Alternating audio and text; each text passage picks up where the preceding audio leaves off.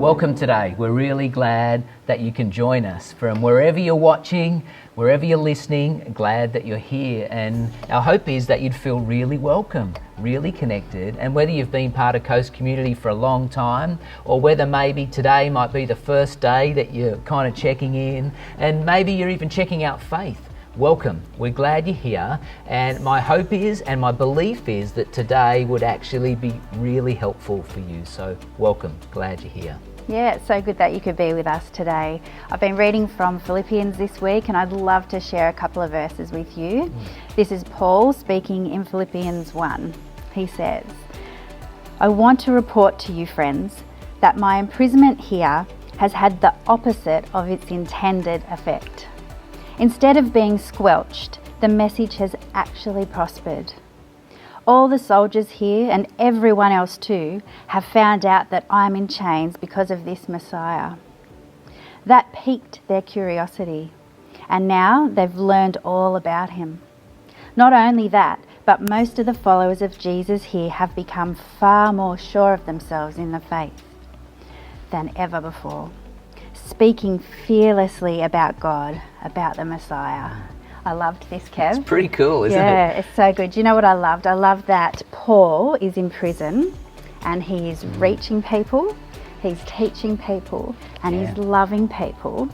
And I just thought about us, that we could do that so much more in our freedom. Like, how much more can we do that? You know? In our freedom. And what's significant from that verse, I mean, we're in this season where you would think that even the ministry and mission of the church would be squashed, and you know that there's this effect almost that you'd expect, and it's been the opposite. Like, just to see churches flourish and the online presence and people engaged all over the place, like that verse is inspiring for me. Yeah, I loved it. Yeah, I loved how, you know, our buildings might be closed down, but the church isn't closed down. You know, we're open for business. We're here and we're still speaking God's truth, his message of love and grace. And, you know, even that is through God's provision. It's amazing. So I really appreciate you sharing that. I think that's a word in season for the church worldwide. And so that's great. Yeah, it's good. Yeah. And another thing that I've really been enjoying is our Deep and Wide series. It's been so good. It's been challenging us to go, you know, really deep in our relationship with Jesus and to go wide in our reach for people.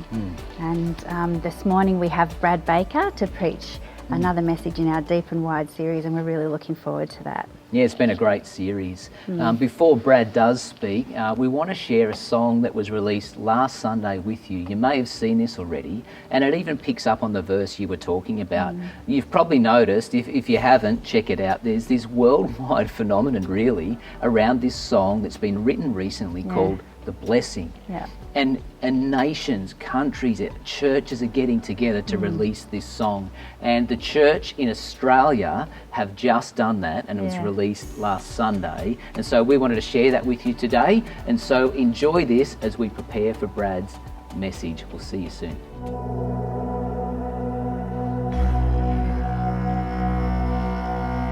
From the bush to the beaches, the migrant to the indigenous, though girt by sea, we're not isolated. We're the great south land of the Holy Spirit. Through the fires and drought, no virus could ever hold us down, 'cause we were made for such a time as this. So the Lord bless you and keep you, Australia, in the name of Jesus.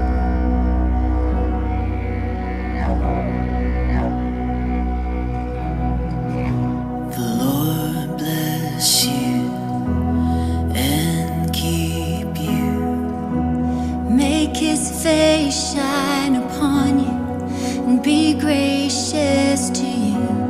Lord, turn his face toward you and give you peace.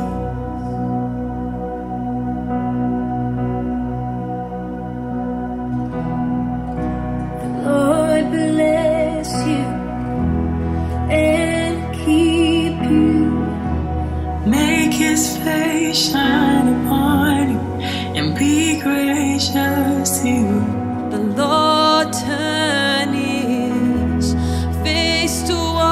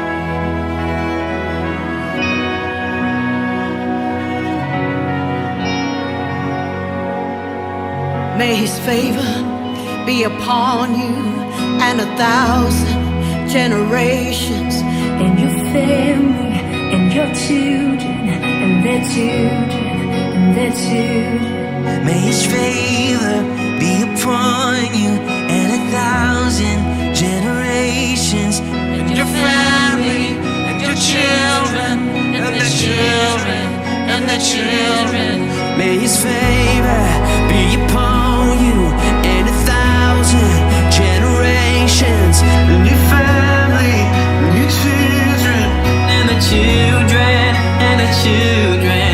May his favor be upon you and 1,000 generations, and your family, and your children, and their children, and their children.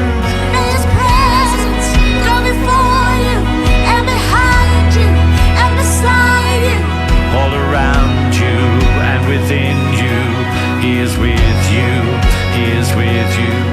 In the morning, in the evening, in your coming and your going, You're weeping and rejoicing, he is for you, he is for you, he is for you, he is for you, he is for you, he is for you, he is for you, he is for you, he is with you.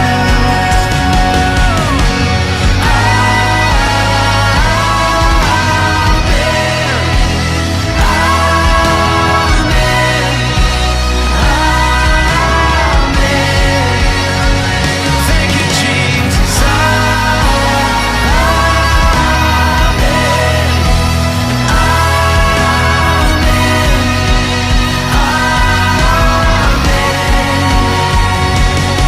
May his favor be upon you and 1,000 generations, and your family, and your children, and their children, and their children.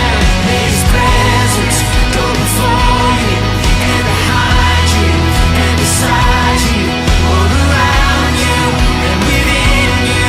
He is with you, he is with you, in the morning, in the evening, in your coming and your going, in your weeping and rejoicing.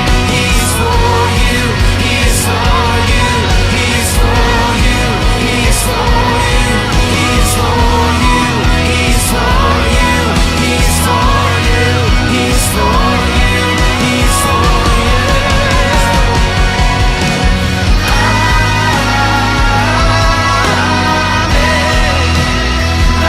Worship you, Jesus.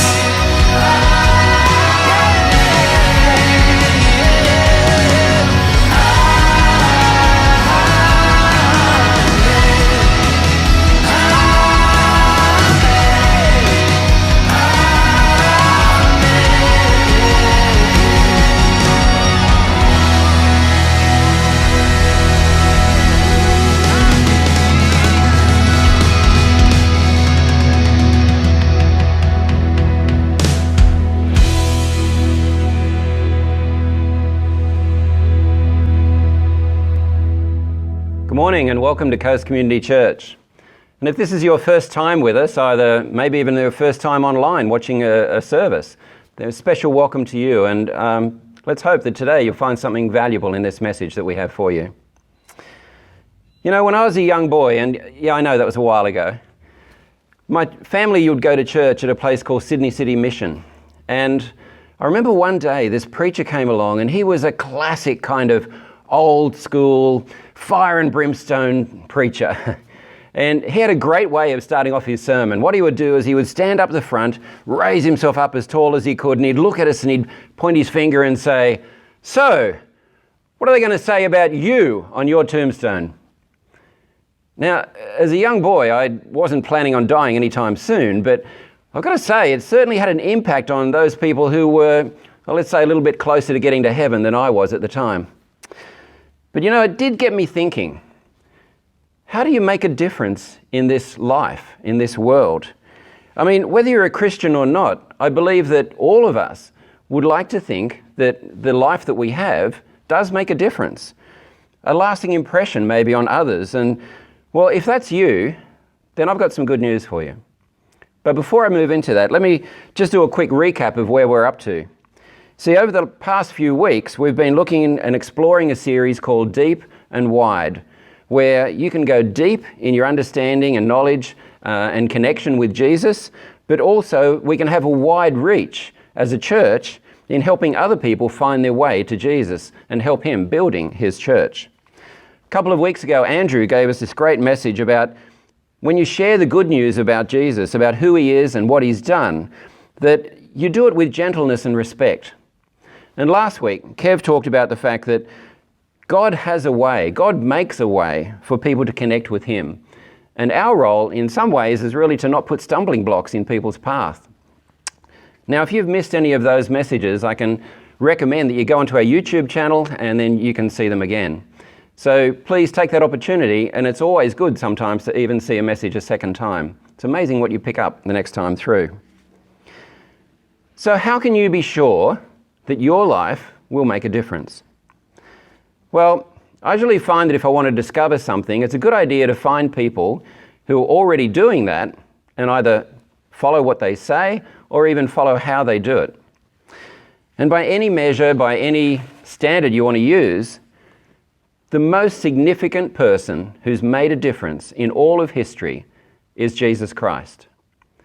I mean, think about it. It's almost 2,000 years since Jesus' death and resurrection, and yet today, in the world around us, 2,300 million people are Christians, followers of Christ.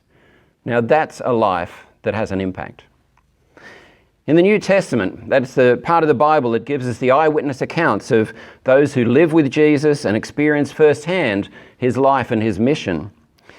We find a manuscript written by Mark. Mark was a close friend of Paul and Barnabas and Peter, and he helped them in building the early Christian church.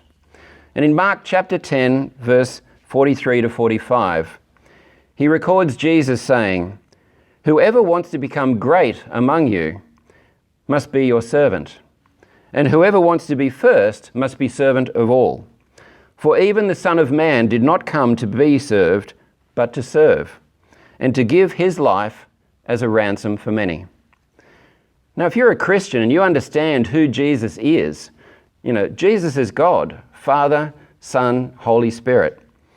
And for him to say that he came not to be served, but to serve, wow, that says an awful lot about the nature of God. But it also gives us a clue about how we can be like Jesus and we can make a serious impact on this world. If we want people to see Jesus at work in us and through us, the simplest way is by how we live our life in serving others. It's a beautiful way to evangelize through our character, through our words, but most importantly, through our actions. You see, our society doesn't say that. In fact, our society says something like, no, it's all about being wealthy and famous and, you know, he who dies with the most toys wins. But you know, that's a lie. I mean, one of the interesting things I was looking at the other day was in Reader's Digest on their website, it says that 70% of people who've won the lotto within 5 years have no more money left. In fact, many of them actually file for bankruptcy. And yet, there are so many people who think that's going to solve all their problems. It's simply not true. I mean, the Apostle Paul, possibly the most passionate and devoted of all followers of Jesus, wrote this advice in his letter to the church in the city of Philippi. We find it in Philippians chapter 2, verse 3 to 8. "Do nothing out of selfish ambition or vain conceit. Rather, in humility, value others above yourself, not looking out for your own interest, but for each other and the interest of the others. In your relationship with one another, have the same mindset as Christ Jesus, who being in very nature God, did not consider equality with God something to be used to his own advantage. But rather he made himself nothing and took on the very nature of a servant." Let me give you an example of someone who understood this principle completely. In fact, someone who devoted his life to following Jesus and who served others. It's an amazing story, a true story, about a great Australian. So let me take you back. It's the 1880s and a baby is born in the madness of the hustle and flow of the Victorian goldfields. His mother died when he was only 2 years of age, and after spending a short time with his aunt's family, he returned to be with his father, a strict and lonely man. But he became himself, as the sensitive and shy young man that he was, he wanted to become a teacher, and that's where he first started. But then he gave his life to God. And when he did that, he made up his mind to become a Presbyterian minister. So in the year 1911, as a young recent graduate out of Melbourne University, he was surprisingly offered his own parish. But it did come with a condition. He just had to get in his car and drive 1,250 kilometres to the far northern outback region of South Australia. When he arrived there for an adventure of a lifetime, he became immediately and painfully aware of the deprivations, the dangers and difficulties of life in the outback. Fired with a passion because he knew that God had planned for him to be there, he was convicted that this is what he was sent to do. And so he began to encourage the church to provide medical help for both Indigenous and white Australians living in these outback regions. His reports and regular newsletters so rocked the church, and he galvanised such support that by 1928, not very many years later, he'd established no less than 15 regional hospitals around outback Australia. And in his old battered truck that he used to drive through all of that dirt and desert road, he would have covered 10 times the circumference of the earth. So we're talking about someone who's very dedicated in what he did. But you know, that wasn't even his greatest dream. His greatest dream didn't take place in the steps of Parliament House or in the streets of any of our grand cities. Instead, it took place in a very small, remote airstrip in a place called Cloncurry in northwestern Queensland on the 17th of May, 1928. On that day, a small de Havilland aircraft took off, and it was the inaugural flight of what was to become the Royal Australian Doctor Service. The great dream of Reverend John Flynn had finally become a reality. This extraordinary man of God so profoundly changed the Australian culture that if you still carry cash these days and you have a $20 note, you're carrying his image with you. The full impact of what Reverend John Flynn did would take more than all day to tell you. However, it's worth reflecting that in this day, in 2020, some 92 years after that first flight took off, there are 23 Royal Flying Doctor Service air bases around Australia. It is the largest aeromedical service in the world. And the RFDS last year, and the year before, and the year before that, in fact, 8 of the last 10 years, was voted Australia's most trusted charity. Now that's an impact that you can have when you live your life like Jesus and you serve others. Now I know you're probably thinking, hang on a minute, I can't do that. I couldn't possibly be the next Reverend John Flynn. Well, you may not be, but you know you don't have to be. Let me remind you again of the words of Jesus in Mark 10:43 to 45. Jesus said, whoever, and that's you and me, wants to become great among you must be your servant. And whoever, again you and me, wants to be first must be servant of all. And you know the extraordinary thing about Jesus' words is that it works brilliantly at all levels when we communicate and serve others. Let me give you a couple of examples. Have you ever noticed what it's like when you help someone? Even doing something very simple, like for example, you might help them carry something. You might help them fix something. You might pick them up when they fall. You might help them when they're injured. Or you might even just offer a shoulder to cry on. Now, if you've done any of those things, and I think most of us probably have at some time in our life, then you'll know what I'm talking about. You can have an impact, you can change, you can make a difference in someone's life. And sometimes it's very simple. You see, serving others doesn't always begin with a lifetime commitment of devotion and maybe even committing your life to that. Sometimes it begins with just a simple act of kindness. I mean, right now, during this time of the international pandemic, we've seen many people willing to offer themselves to serve other people in their community. In particular, in the pandemic crisis centres of New York and UK and Spain and Italy, we've seen medical staff that have worked tirelessly, hours, sometimes days on end, without rest, in order to serve those who are most in need. And what kind of an impact did that have? Well, in the UK, when they asked people to simply applaud those who've been involved in the medical side of helping those through the coronavirus, what they discovered was extraordinary. There's amazing footage that you can see on YouTube of literally millions of people standing on their balconies, on their lawns, in their driveway, even just at their front door, loudly cheering and applauding the people who are in those medical teams. That's the kind of impact we can have when we choose to serve others. Christian charities around the world are probably one of the best examples of following in the life of Jesus and following his example.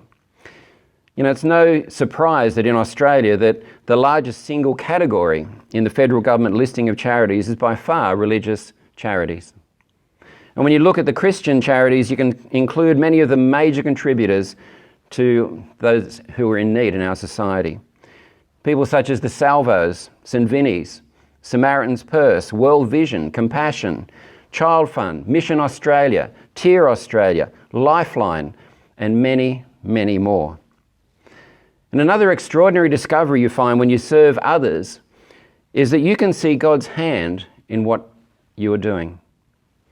I know this because over the last 10 years, my wife Karina and I, Karina's a registered nurse and a midwife, and myself as a project manager, we volunteered on Christian-led missions, humanitarian missions, to places such as Uganda, Papua New Guinea, Vanuatu, Ethiopia, Tanzania. Let me be clear that we're just ordinary people, right? But we've been given an amazing opportunity and a privilege to see firsthand God in action through the process of simply serving others. Now, I've told this story before, so forgive me if you've heard it, but there was one particular night we were in a remote village in northern Ethiopia, a place called Mota. We were urgently called to rush back and run down this dirt road at about 9 o'clock at night, pitch dark. And when we finally got back to the hospital, there kneeling in the dirt outside the operating theatre, and by the way, the operating theatre was a tin shed with a concrete floor, but kneeling in the dirt outside, it was a family. And the family were praying for a miracle. The reason they were praying for a miracle is that their daughter had just given birth and had a major hemorrhage. That means she lost a very significant amount of her blood. Now, none of the family or staff were compatible blood type, and the only nearest blood bank was almost 6.5 hours return journey over a very rough dirt and rock road. And the obstetrician was very clear. She said she won't last that long. So Karina had already given blood the week before and couldn't donate again so soon, so they tested my blood and it was compatible. So after they siphoned 600 mil out of my arm and put it into a plastic bag, and they picked up the bag and they raced next door to her and gave her the blood, the extraordinary thing is the next morning she woke up. 2 days later she went home with her new baby. Now, I don't believe it was any coincidence that on the very night that that girl's life was on the line, that her family were praying for a miracle, God had arranged for a man to come from the other side of the world, from a country they even admitted they'd never heard of. And not only was he compatible in blood type, but he was willing to give his blood to save her life. You know, that's God in action. But it all starts when we say, yes, I want to serve others, send me. The good news is you don't even have to travel overseas to do it. Hey, you might not even be asked to give your blood, but you will be asked to give of your talents and your abilities. For most of us, it begins by simply serving those in our family, or at our place of work, or at the school, or in our local community, or our neighbour, or it might even be in our local church. Our church has a charity arm which is called Coast Community Care, and each year, through Coast Community Care, we provide free Christmas hampers to local families who are doing it tough. And you know, the passionate letters of thanks that we receive, they'd melt the hardest heart, let me tell you. Coast Community Care has also donated cars to families in desperate need of transport. They've helped people who are really struggling with their financial situation through a program called Christians Against Poverty. And in that way, they help them get out of that desperate situation that often leads and spirals out of control very quickly.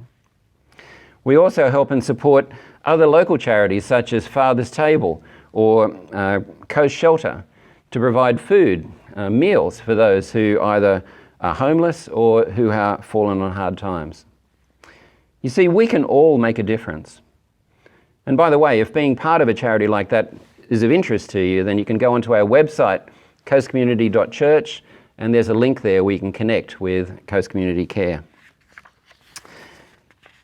My daughter also reminded me, however, that the key aspect in serving is also about connecting with people, connecting with organisations. And she said that when she is serving in the church, she feels most connected to the people in the church family.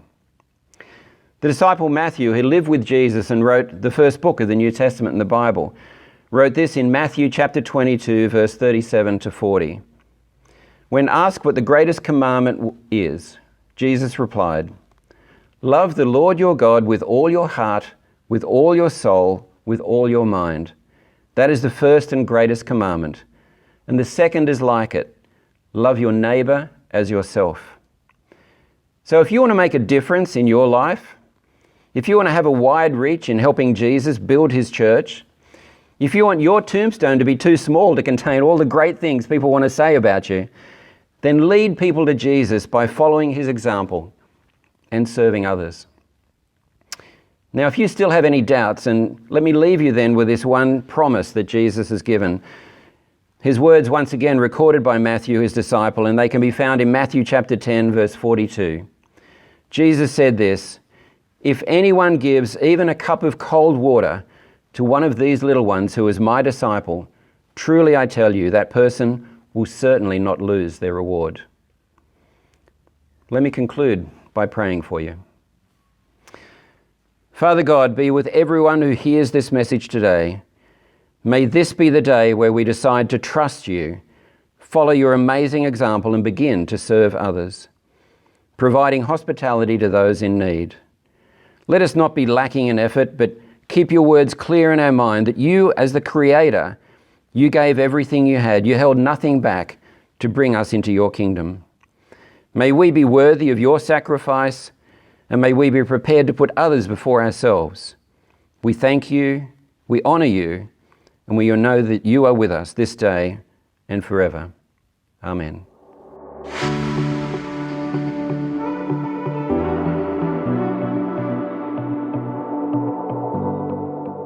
Thanks, Brad. What a great message for our deep and wide series. I really appreciate that. Kel, what did you take away from that? What did you get out of that message today? Yeah, it was a really good message. Thanks, Brad.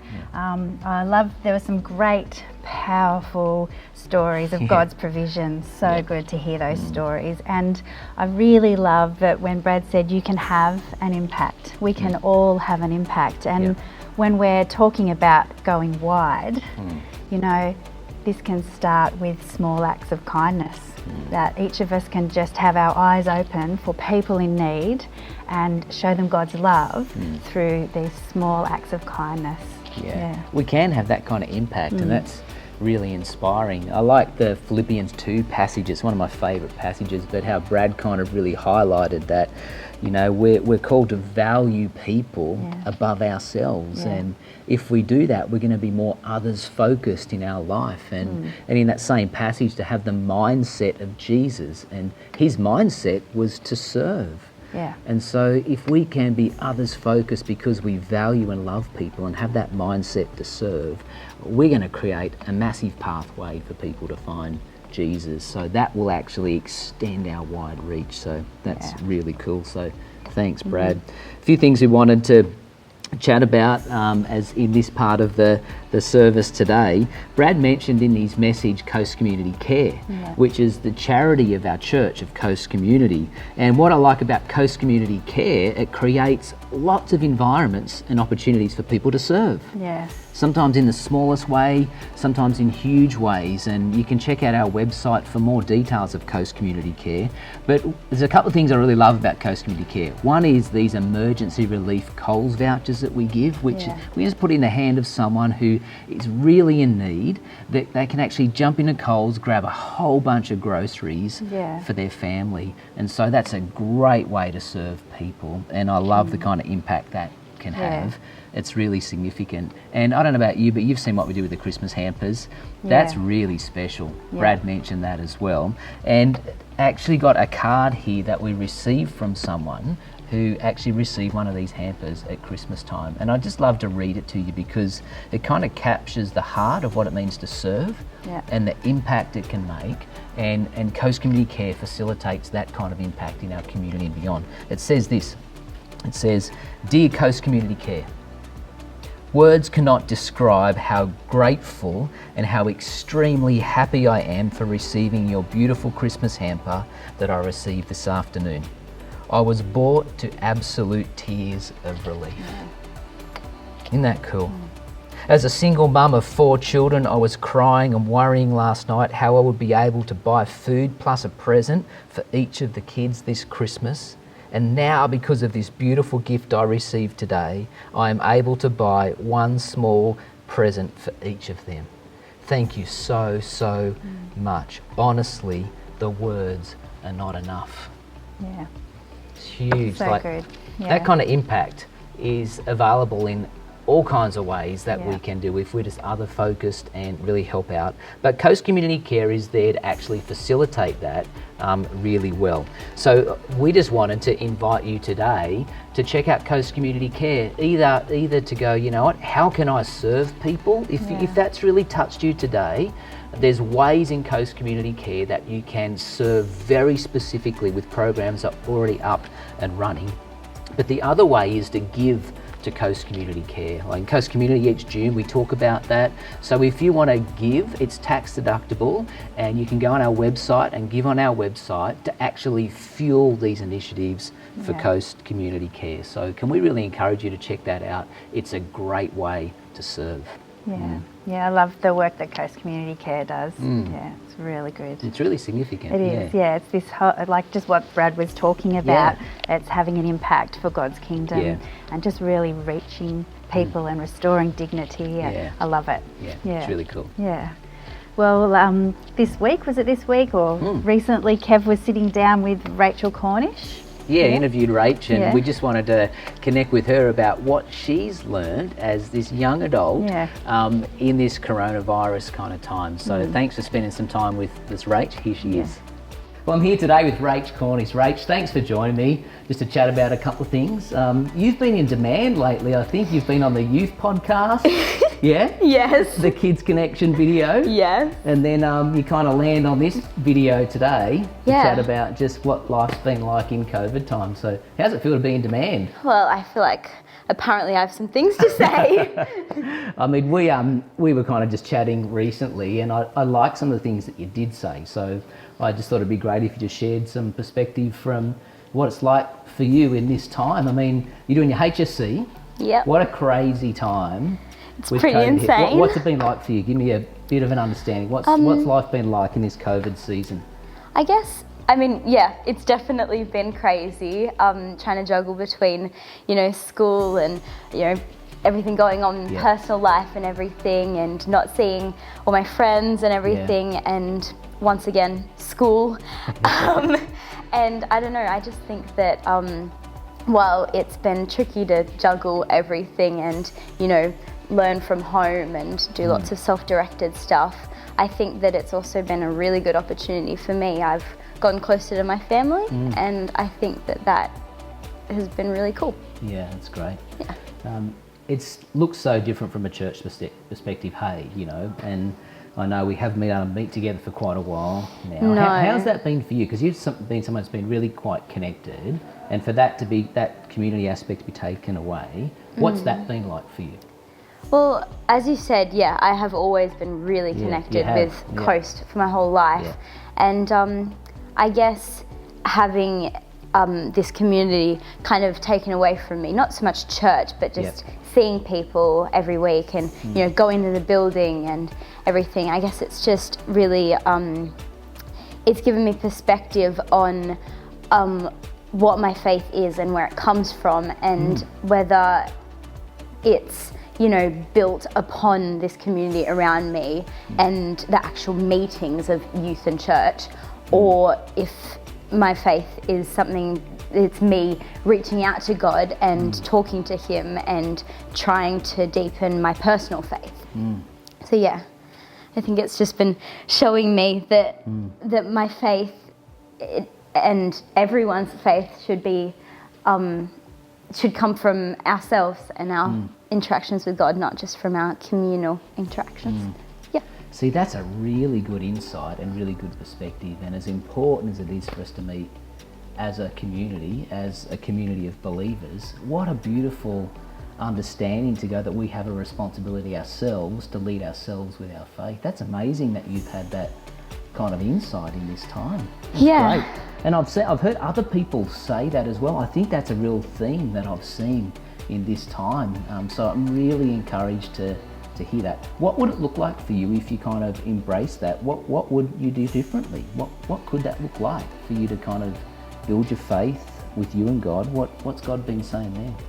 I think it's really just God telling me for